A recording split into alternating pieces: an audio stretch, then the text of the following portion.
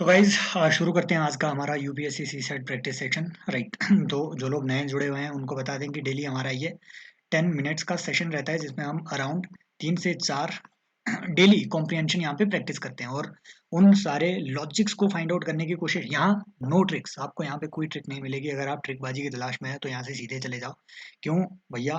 क्योंकि कॉम्प्रिहेंशन एक ऐसा एरिया है जहाँ पे आपको रिस्क नहीं लेने का, राइट। जहाँ रिस्क नहीं लेना है, क्यों? क्योंकि मैथ्स बहुत टफ हो गया है, इतना टफ कि अगर आप एक्सपर्ट भी हो तो भी हो सकता है आप वहाँ पे मात खा जाओ मैथ्स में, है ना। रीजनिंग किसी के बस की, है ना, मतलब किसी की बस की है, किसी की बस की नहीं है।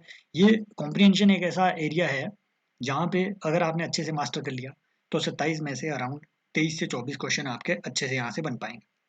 तो हम यहाँ पे प्रैक्टिस करते हैं, मिल करके प्रैक्टिस करते हैं। मैंने कोई आंसर की देख देख के नहीं रखी हुई है, राइट।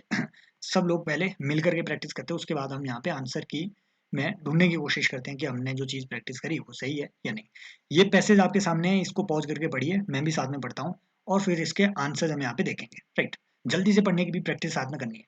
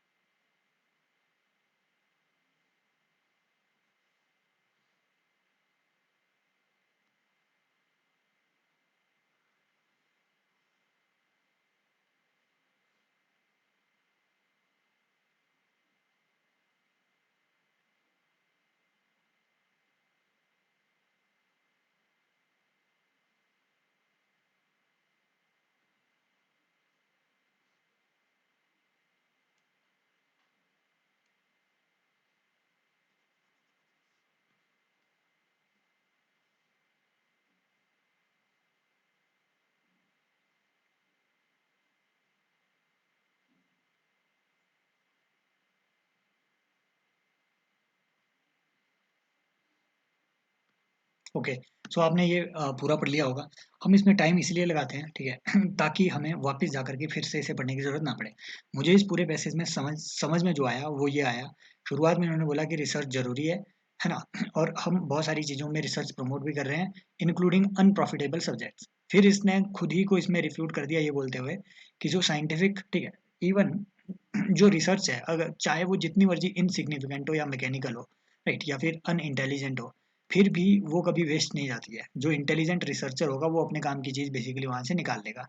लेकिन फिर ऐसा भी होता है कई बार कि रिसर्च जो है आपकी, ठीक है, एक तरीके से mayor rearrangement of existing knowledge हो जाता है। तो वो नहीं होना चाहिए, वो फ्यूटाइल हो जाएगा। सिंपल यही है। ऑथर ऑथर्स एजम्पशन, यहाँ पे ये अजम्पशन पूछा हुआ है। अजम्पशन वाले क्वेश्चन सभी लोग मानते हैं कि ये बहुत खतरनाक होते हैं, राइट, क्योंकि आपको पैसेज से पहले अज्यूम करना होता है कि भैया ऑथर इस पैसेज को लिखने से पहले क्या अज्यूम कर रहा था, क्या वो सोच के बैठा था। About scientific research is that it is never very valuable. इसे तो हटाओ, ऊपर ही बोला है कि भैया छोटी सी भी रिसर्च जो है अगर वो साइंटिफिक है तो वो वैल्यूएबल होगी। It is sometimes very valuable, sometimes नहीं, इसमें बोला हमेशा वो वैल्यू की होगी। It is never without some value, ये बनता है। And it is always very valuable, जरूरी नहीं है ना वेरी वैल्यूएबल हमेशा ही हो, थोड़ी वैल्यूएबल भी होगी, समझ रहे हो। इस तरीके की चीज़ों को जो है आप एलिमिनेट कर पाएंगे अगर आपने इंटेलिजेंटली इसे आराम से पढ़ा हुआ है। आई एम डेम श्योर कि आंसर यही होगा, राइट। नेक्स्ट पढ़ते हैं कि 73rd क्वेश्चन इसका क्या कह रहा है कि 1 सेकेंड यार। According to the author, not many research results can be of value to an intelligent investigator. ठीक है, not many research results can be, ये नॉट मैनी, है ना, ये नॉट मैनी यहाँ पे चीज़ों को उल्टा बना देता है। अगर यहाँ पे ऐसा लिखा होता कि many research results may not be या फिर can not be of value to any intelligent investigator, तो ये अलग होती। नॉट मैनी का मतलब है कि भैया बहुत सारी, मतलब मेजोरिटी ऐसी है जो कि वैल्यू की नहीं है, इसका मतलब ये हो जाता है। Then a research result is always valuable to an intelligent investigator. इसे स्टैंड बाय मोड में रखो, बोला तो कुछ ऐसा ही है। Any research result can be of value to an intelligent investigator इसे भी ठीक है, इसे भी जो है आप स्टैंड बाय मोड में रखो। Then the research result must always be of some value to an intelligent investigator. ये बहुत टफ इन्होंने क्वेश्चन इसमें बनाया हुआ है कि ऑथर के अकॉर्डिंग इनमें से क्या चीज होगी। इसे तो हटा ही दो, ठीक है, इसे हटा ही दो। Research result is always valuable to an intelligent investigator. अगर वो रिसर्च इसी में बताया हुआ है, अगर वो रिसर्च जो है, अगर वो मेयर रीअरेंजमेंट ऑफ फैक्ट है तो वो फ्यूटाइल होगी, समझ रहे हो। तो इन चीजों को ध्यान में याद में उस टाइम करना होता है। तो वो फ्यूटाइल होगी एक तरीके से, ठीक है, आत्मघाती होगी वो रिसर्च। तो इसे भी आई डोंट थिंक ये आंसर होना चाहिए, मेरा लॉजिक तो ये है।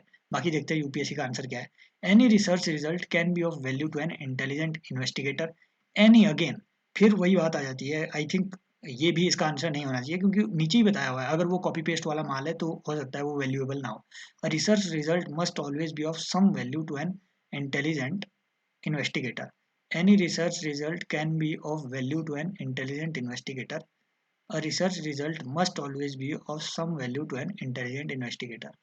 A research result is always valuable to an intelligent investigator. देखो ऐसे घुमाता है वो। Not many research results can be of value to an intelligent investigator. A research result is always valuable to an intelligent investigator. एक बार हमें इसमें जाना पड़ेगा, वापस जाना पड़ेगा। However, mechanical and unintelligent labor of is always a chance. There is always a chance that the results may be of value to the intelligent investigator who can use. ठीक है, may be of value। यार I don't think कि इसमें से कोई भी answer इसमें होना चाहिए। अब और यूपीएससी ने इसका क्या आंसर लगाया होगा, क्योंकि not many research result can be of value to an intelligent investigator. A research result is always valuable to an intelligent investigator. ये तो नहीं होगा, मे भी नीचे लिखा हुआ है। Any research result can be of value to an intelligent investigator. A research result must always, so not many research result can be, so I think ये इसका आंसर सी होना चाहिए। देखो गलत ये चारों हैं एक्चुअल में, लेकिन ये सबसे कम गलत मुझे यहाँ पे लग रहा है, ये है ना, क्योंकि नीचे लिखा है may be of value. In in words पे ध्यान देने की जरूरत होती है ना, इसीलिए ये हाइड करना जरूरी, हाईलाइट करना जरूरी होता है। I think answer should be C. UPSC का देखते हैं कि उन्होंने इसमें क्या आंसर दिया होगा। अभी इस पैसेज को भी अटेम्प्ट कर लेते हैं। How best can, okay pause कर लीजिए, मैं भी अपने ठीक है मन में इन चीज़ों को पढ़ता हूँ।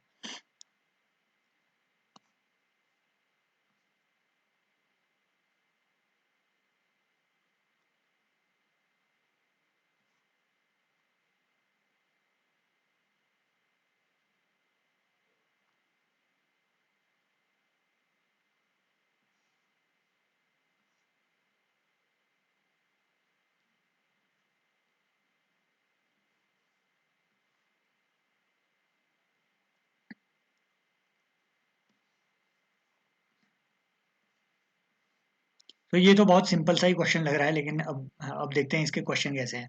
पैसेज तो बहुत सिंपल ही है कि भैया हमारे पास जो है, कभी हमारे पास ज़्यादा पानी होता है, कभी कम होता है, इस चीज़ को हमें मैनेज करने की जरूरत है। सिंपल बात कि which one of the following best reflects the practical rational and lasting solution, यहाँ पे पूछा हुआ है।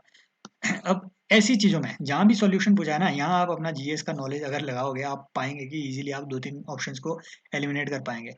वह constructing huge concrete storage tanks, ये तो ऊपर बोला ही नहीं है। आपके मन से सॉल्यूशन पूछा है ना कि आपके अकॉर्डिंग सॉल्यूशन क्या होना चाहिए। ह्यूज कंक्रीट स्टोरेज टैंक अगर आपने बना दिया, भैया इकोलॉजी डैमेज कई इसकी प्रॉब्लम होती है, इसे हटा दो। Changing the cropping pattern and farm practices, इसकी भी कोई बात नहीं हुई है। यहाँ पे भैया पानी को स्टोर करने की एक तरीके से बात हुई है। अभी इसको भी ठीक है, इसे अभी स्टैंड बाय मोड में रखो।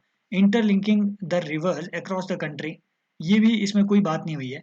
Buffer stocking of water through dams and recharging aquifers, ये बेस्ट हो सकता है। रिचार्जिंग एक्वीफर का यहाँ पे बात हो रही है, समझ रहे हो, है ना। तो ये huge concrete storage tanks canal across the country, interlinking of river, ये ना ये दूसरी बार आ गया यही option.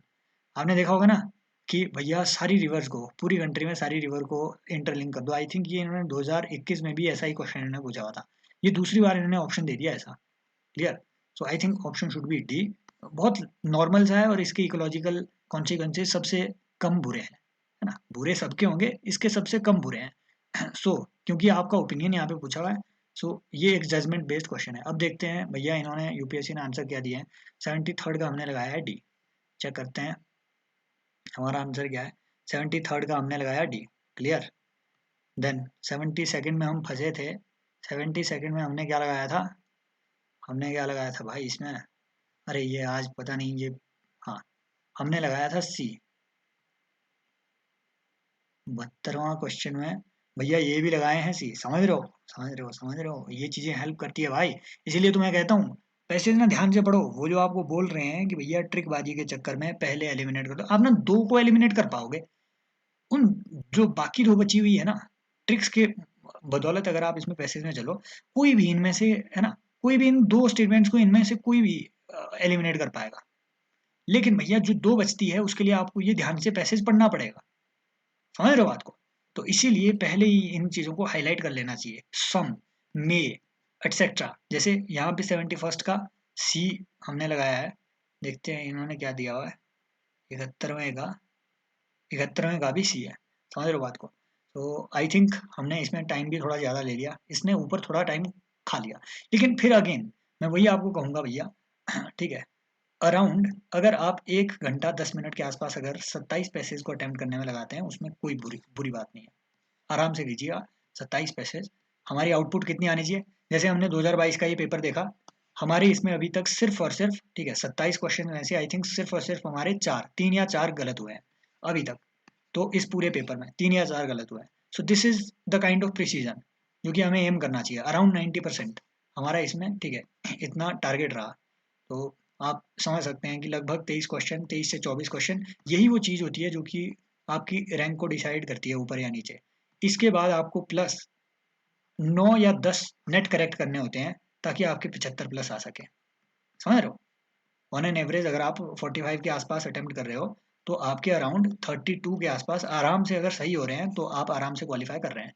Clear? So this should be the ratio. इसी को एम भी करना है। और सी सेट टफ होने वाला है। सी सेट टफ होने वाला है, ये मान के चलो। मेरी मेरी गट फीलिंग जो है ना, कभी बुरी नहीं होती है। तो ये कुछ चीज़ें हैं जो आपको रेस्क्यू कर सकती है। डेली हमारा सेशन होता है। अगर आप आज देख रहे हैं तो आप कल भी देखने आ सकते हैं। Thank you so much. Take care. Bye bye. मज़ा आए तो शेयर कर लेना। नहीं भी करना होगा तो कमेंट सेक्शन में अपनी फीडबैक जरूर दें। Take care. Bye bye as always.